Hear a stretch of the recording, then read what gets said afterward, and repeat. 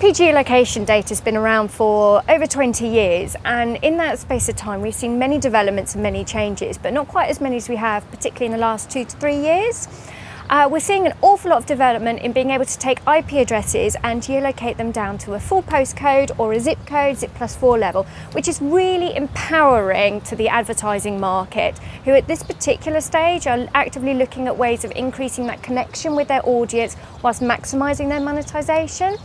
And IP geodata is fitting in the bucket of really supporting broadcasters, OTT, linear, whatever it might be, in actively knowing who your audience is, where they are, and how to make them work.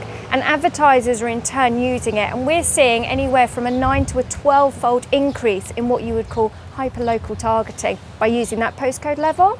And it's making a really empowered difference to marketers and brands around the world, actually. So VPNs are very much the current word, and circumvention techniques are ever on the rise and a real challenge for anybody actively promoting their content and trying to get the maximum revenues that they can in order to produce better quality content.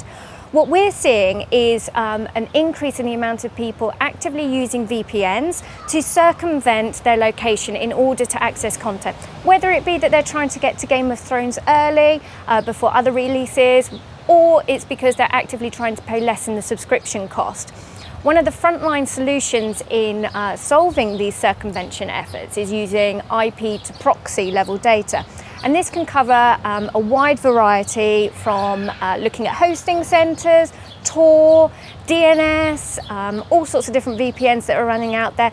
And then you can layer that in with other levels of technology and motivations, such as the velocity tracking gets used more and more.